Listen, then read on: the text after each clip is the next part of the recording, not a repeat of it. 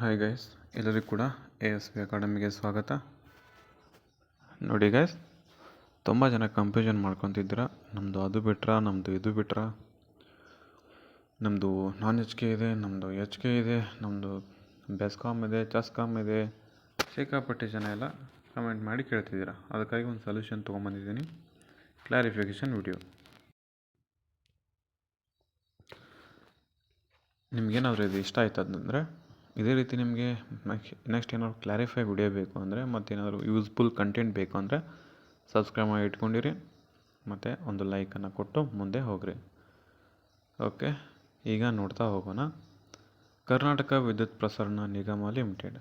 ಕರ್ನಾಟಕ ವಿದ್ಯುತ್ ಪ್ರಸರಣ ನಿಗಮದಲ್ಲಿ 14/10/2024ಕ್ಕೆ ಅನುಗುಣವಾಗಿ ನಿಗದಿಪಡಿಸಿದಂಥ ಶೈಕ್ಷಣಿಕ ವಿದ್ಯಾರ್ಹತೆಯಲ್ಲಿ SSLC ಅಲ್ಲಿ ಗಳಿಸಿರುವಂಥ ಅಂಕಗಳ ಮೇಲೆ ನಿಮಗೆ 1:1, 1:5 ರೇಷಿಯೋಲ್ಲಿ ನಿಮಗೆ ಕರೆದಿದ್ದರು ಫಿಸಿಕಲ್ಗೆ. ಅದಾದ ನಂತರ ನಿಮ್ಮದು ಒಂದು ಕಟ್ ಆಫ್ ಲಿಸ್ಟ್ ರೆಡಿಯನ್ನು ಮಾಡಿದರು, ಕಟ್ ಆಫ್ ಲಿಸ್ಟು. ಅದಾದ ನಂತರ ನಿಮಗೆ ಸದರಿ ಇವಾಗ ತಾತ್ಕಾಲಿಕ ಪಟ್ಟಿಗೆ ಆಕ್ಷೇಪಣೆ ಇದ್ದಲ್ಲಿ, ಆಕ್ಷೇಪಣೆ ನಿಮ್ದು ಏನಾದರೂ ಇತ್ತಪ್ಪ ಅಂದರೆ, ಸಹನಾ ಶಕ್ತಿ ಪರೀಕ್ಷೆಯಲ್ಲಿ ಅರ್ಹತೆ ಹೊಂದಿದ್ದು ಅಭ್ಯರ್ಥಿಗಳು ಮಾತ್ರ ಸೂಕ್ತ ವಿವರ ಹಾಗೂ ದಾಖಲಾತಿಯೊಂದಿಗೆ ವಿಷಯ ಸೂಚಿ ಕಿರಿಯ ಸ್ಟೇಷನ್ ಪರಿಚಾರಕ ಅಂದರೆ KK, ಕಿರಿಯ ಪವರ್ಮ್ಯಾನ್ ತಾತ್ಕಾಲಿಕ ಆಯ್ಕೆ ಪಟ್ಟಿಗೆ ಆಕ್ಷೇಪಣೆ ಇದ್ದರೆ, ನೀವೇನಾದರೂ ಆಕ್ಷೇಪಣೆ ಇತ್ತಪ್ಪ ಅಂದರೆ ಅದಕ್ಕೆ ಸಲ್ಲಿಸ್ಬೋದು ನೀವು ಆಕ್ಷೇಪಣೆಯನ್ನು. ಎಷ್ಟರ ಒಳಗಡೆ ಸಲ್ಲಿಸಬೇಕು ಅಂತಂದರೆ ದಿನಾಂಕ 31/7/2025 ಈ ತಿಂಗಳಲ್ಲಿ, ಅಂದರೆ ಇದೇ ತಿಂಗಳಲ್ಲಿ 31 ಒಳಗಡೆ ನೀವು ಸಂಜೆ 5:30 ಮಾತ್ರ ಅರ್ಜಿಯನ್ನು ಸಲ್ಲಿಸ್ಬೋದು. ಏನಂತಂದರೆ ಆಕ್ಷೇಪಣೆ ಏನಾದರೂ ಇತ್ತಂದರೆ ಸಲ್ಲಿಸ್ಬೋದು. ಯಾಕಂದರೆ ಇವಾಗ ಯಾವುದನ್ನು ಬಿಟ್ಟಿದ್ದಾರೆ, ಸ್ಟೇಷನ್ ಪರಿಚಾರಕ, ಕಿರಿಯ ಪವರ್ಮ್ಯಾನ್ ತಾತ್ಕಾಲಿಕ ಆಯ್ಕೆ ಪಟ್ಟಿನ ಬಿಟ್ಟಿದ್ದಾರೆ, 1:1 ಲಿಸ್ಟನ್ನು ಬಿಟ್ಟಿದ್ದಾರೆ. ಇದು ಯಾರ್ದಾಗಿರ್ತದೆ? ಓನ್ಲಿ KK ಅಂದರೆ ಕಲ್ಯಾಣ ಕರ್ನಾಟಕ, ಅಂದರೆ ಹೈದರಾಬಾದ್ ಕರ್ನಾಟಕ. ಹೈದರಾಬಾದ್ ಕರ್ನಾಟಕದಲ್ಲಿ ಎಷ್ಟು ಜಿಲ್ಲೆಗಳು ಬರ್ತವೆ? 7 ಜಿಲ್ಲೆಗಳು ಬರ್ತವೆ. ಆ ಜಿಲ್ಲೆಗಳು ಮಾತ್ರ ಇದಕ್ಕೆ ಆಯ್ಕೆ ಇರ್ತವೆ. ಅರ್ಥ ಆಯ್ತಾ? ಅಂದರೆ ಯಾವ್ಯಾವ ಬರ್ತವೆ? ಬೀದರ್, ಆಮೇಲೆ ಕೊಪ್ಪಳ, ಯಾದಗಿರಿ, ಆಮೇಲೆ ಬಳ್ಳಾರಿ ಸದ್ಯ ವಿಜಯನಗರ ಆಗಿದೆ, ಆಮೇಲೆ ಕಲಬುರಗಿ, ರಾಯಚೂರು, ಈ ಥರದ್ದೆಲ್ಲ ನಿಮಗೆ 7 ಕಲ್ಯಾಣ ಕರ್ನಾಟಕ ಅಂತ ಬರ್ತವೆ. ಇವು ಉಳಿದಿದ್ದು ಬಿಟ್ಟು ನೀವು ನಾನ್ ಕಲ್ಯಾಣ ಕರ್ನಾಟಕ ಆಗಿರ್ತೀರ. ಸೊ ನಿಮಗಿನ್ನ ಬಿಟ್ಟಿಲ್ಲ. ಇವಾಗ ಬಿಟ್ಟಿರೋದು ಓನ್ಲಿ HK ವಿಭಾಗದಲ್ಲಿ.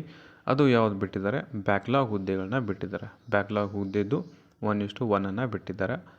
ಅದನ್ನ ನೀವು ಚೆಕ್ ಮಾಡ್ಕೋಬೋದು. ಅದರಲ್ಲಿ ನಿಮ್ದು ಏನಾದ್ರು ಸ್ಕೋರ್ ಕಡಿಮೆ ಇತ್ತಪ್ಪ ಅಂದರೆ, ಅದರಲ್ಲಿ ನಿಮ್ದು ಏನಾದರೂ ಕಟ್ ಆಫ್ ಲಿಸ್ಟಲ್ಲಿ ಹೆಸರು ಬಂದಿಲ್ಲ ಅಂದರೆ ಈ ಆಕ್ಷೇಪಣೆಯನ್ನು ಸಲ್ಲಿಸ್ಬೋದು. ಎಕ್ಸಾಂಪಲ್, ಇವಾಗ ನಿಮ್ಮದು 97 ಆಗಿದೆ, ಇನ್ನೊಬ್ರದ್ದು 97 ಆಗಿದೆ, ಇಬ್ಬರದು ಕೂಡ ಸೇಮ್ ಪರ್ಸೆಂಟೇಜ್, ಬಟ್ ಅವ್ರದ್ದು ಸೆಲೆಕ್ಷನ್ ಆಗಿದೆ, ಸೇಮ್ ಡಾಕ್ಯುಮೆಂಟ್ಸ್, ಬಟ್ ನಿಮ್ಮದು ಸೆಲೆಕ್ಷನ್ ಆಗಿಲ್ಲ ಅಂತಂದರೆ ನೀವು ಆಕ್ಷೇಪಣೆಯನ್ನು ಸಲ್ಲಿಸ್ಬೋದು. ಅವ್ರಿಗಿಂತ ಒಂದು ಸ್ವಲ್ಪ ಏನಾದರೂ ಹೆಚ್ಚಿಗೆ ಮಾರ್ಕ್ಸ್ ಇದ್ದರೆ, ಅಂದರೆ ಒಂದು ಪಾಯಿಂಟಲ್ಲಿ ಹೆಚ್ಚಿಗೆ ಮಾರ್ಕ್ಸ್ ಇದ್ದರೂ ಕೂಡ ಆಕ್ಷೇಪಣೆ ಸಲ್ಲಿಸ್ಬೋದು. ನಿಮ್ಮದು ಮತ್ತು ಸೆಕೆಂಡ್ ಲಿಸ್ಟಲ್ಲಿ ನಿಮ್ಮದು ಹೆಸರು ಇರ್ತದೆ.